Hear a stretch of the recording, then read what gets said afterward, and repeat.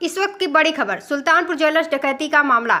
1 लाख का इनामी अनुज सिंह एनकाउंटर में ढेर। डकैती का फरार आरोपी 1 लाख का इनामी अनुज प्रताप सिंह एसटीएफ के साथ एनकाउंटर में ढेर। उन्नाव के अचलगंज इलाके में एसटीएफ के साथ हुई मुठभेड़।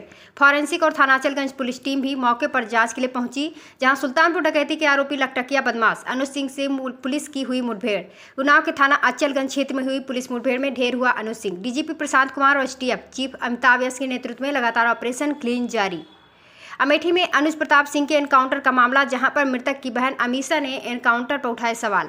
ये कानून वास्तव में अंधा है, कोई इंसाफ नहीं मिल रहा। 35 से 40 मुकदमे वाले खुलेआम घूम रहे हैं। वे मेरा भाई निर्दोष था, उसको एनकाउंटर में मारा गया। सरकार के एनकाउंटर करने का रवैया ठीक नहीं। डकैती में शामिल सभी का एनकाउंटर होना चाहिए। सजा देने का काम कोर्ट का, एसटीएफ का नहीं। मेरे भाई को विपिन सिंह और अनुज ने फंसाया है। आज दिनांक 23/9/24 को अचलगंज थाना क्षेत्र जनपद उन्नाव में लखनऊ एसटीएफ टीम व बदमाशों के बीच में मुठभेड़ हुई है। इस मुठभेड़ में एक बदमाश घायल हुआ व दूसरा बदमाश जो है मौके का फायदा उठाकर भाग गया। जो घायल अभियुक्त था उसको प्रथम उपचार हेतु सीएचसी ले जाया गया। उसके बाद उसको जिला अस्पताल रेफर किया गया, जहां डॉक्टर्स के द्वारा उसको मृत घोषित किया गया। इस बदमाश की पहचान जो है वो अनुज प्रताप सिंह सन ऑफ धर्मराज सिंह जनपद अमेठी से हुई है। यह बदमाश 1 लाख का इनामी अपराधी था। वह सुल्तानपुर में हुई डकैती की घटना में वांछित चल रहा था। इस बदमाश के विरुद्ध पहले भी आपराधिक मुकदमे दर्ज हैं और जो मौके से है उसमें 2 पिस्टल, 7 खोखा कारतूस, 3 जिंदा कारतूस तथा एक बैग बरामद हुआ है, जिसमें चांदी की जो ज्वेलरी है वो मौजूद थी। और मौके से ही एक मोटरसाइकिल पैशन प्रो बरामद हुई है। इसमें अचलगंज पुलिस के द्वारा अग्रिम वैधानिक कार्रवाई की जा रही है। धर्मराज सिंह नाम है मेरा, ग्राम सभा जनापुर, थाना मोहनगंज, तहसील तुलई, जिला अमेठी। अनुज प्रताप सिंह मेरा लड़का था। उसका सूरत में सिर्फ एक ही केस था और बाकी सुल्तानपुर में नाम था। पुलिस ने उसको इनकाउंटर करके मृत घोषित कर दिया।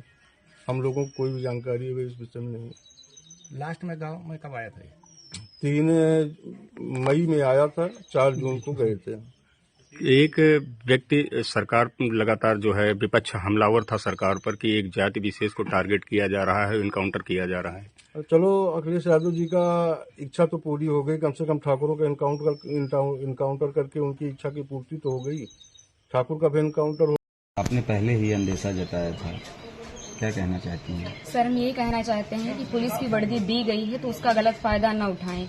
जिसके ऊपर 36 केस है उसका भी इनकाउंटर करवा देते। जिसके ऊपर 1 केस है बेगुनाह है उनका भी इनकाउंटर करवा दिए हैं ये लोग। अगर इसमें 15 लोग शामिल हैं, 14 लोग शामिल हैं तो सबका इनकाउंटर होना चाहिए।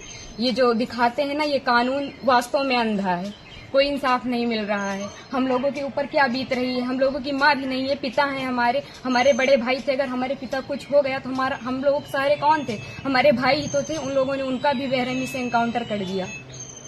हम यही चाहते हैं कि सबका इनकाउंटर हो, इंसाफ मिले। इस सरकार में हम अभी तक तो सरकार के खिलाफ कुछ नहीं बोल रहे थे, लेकिन वास्तव में जो हो रहा है बहुत गलत हो रहा है। ये नहीं होना चाहिए। चाहे फिर इसमें विपक्षी पार्टी हो या फिर कोई भी हो, कोई भी नेता हो, जो करवा रहा है बहुत गलत करवा रहा है। हम लोगों को इंसाफ मिलना चाहिए। ऐसा नहीं होना चाहिए था। जो किए हैं बहुत गलत किए हैं। भगवान तो उनको सजा देंगे ही, लेकिन उनको भी सजा मिलनी चाहिए कानून की तरफ से। अगर कोई गुनाह करता है तो उसकी सजा कोर्ट देता है, ना कि पुलिस ऐसे इनकाउंटर कर देगा। आपके भाई का क्या स्वभाव था? किस तरह से, कैसे आप लोगों के बीच में रहते थे वो? सर, हमारे भाई का स्वभाव एकदम सरल था। पढ़ने लिखने में भी अच्छे थे। हम लोगों के साथ एकदम फ्रेंड के जैसे बिहेवियर उनका था और गए थे तो बात भी होती थी और हम लोगों से बहुत ज्यादा उनको लगाव स्नेह था, जैसे कि हर एक भाई बहन में होता है। और आज ये सुनने के बाद जैसे लग रहा है कि हम लोगों के जमीन पैर से एकदम खिसक गई हो। जो कानून ने किया उनको ऐसा नहीं करना चाहिए। अगर वो मिल गए थे, झूठी दिखा रहे हैं कि फायरिंग हुई, मुठभेड़ हुआ। अगर कोई छिप रहा है डर की कि हमारा एनकाउंटर ना हो जाए, तो ये झूठा अफवाह क्यों फैला रहे हैं कि फायरिंग हुई, मुठभेड़ हुआ? कुछ नहीं हुआ। उसमें फिर पुलिस को भी मारना चाहिए था ना। पुलिस का एनकाउंटर क्यों नहीं हुआ? आखिरी बार कब आए थे आपके भाई? आखिरी बार 3 जून को आए थे। 4 जून को उनका टिकट था, वापस चले गए थे सूरत, वहीं रहते थे। तो क्या एक साजिश तहत आपके भाई की हत्या हुई? एसटीएफ ने कराया? और इसमें जो विपिन विपिन सिंह हैं और जो विनय शुक्ला हैं, वो हमारे घर पे आए थे, 3-4 बार आए थे और हमारे भाई पढ़ाई करते थे। अभी तक हम ये सब बयान नहीं करना चाहते थे, लेकिन अब हम एकदम सच्चाई बता रहे हैं। वो लोग उनको लालच देके कि ऐसा गाड़ी होगा, बंगला होगा वगैरह वगैरह, जबकि भगवान का दिया सब कुछ हम लोगों के पास है, सब कुछ है, लेकिन फिर भी उन लोगों ने लालच दिया और लालच में ले जाकर उनको सूरत में एक केस में फंसा दिया। उसके बाद वो थे कि नहीं थे न ये हम लोगों को पता है। ये तो सिर्फ जिन लोगों ने करवाया उनको पता है, विपिन सिंह और विनय शुक्ला को, और या तो भगवान को पता है। वो सच था कि झूठ था, अब तो एनकाउंटर कर ही दिए हैं, जीवित तो कर नहीं सकते हमारे भाई को। बस हम ये चाहते हैं कि जिन्होंने एनकाउंटर किया उनके ऊपर केस होना चाहिए कि अगर कोई गुनाह होता है तो उसकी सजा कोर्ट देगा, ना कि STF वाले या फिर पुलिस वाले। बस हम यही चाहते हैं। हेलो गाइस, अगर आपको हमारे वीडियो पसंद आते हैं तो ज्यादा से ज्यादा हमारे वीडियो को शेयर कीजिए, चैनल को सब्सक्राइब कीजिए, बेल आइकन को अवश्य दबाइए, जिससे हमारे लेटेस्ट अपडेट आप तक आसानी से पहुंच सके।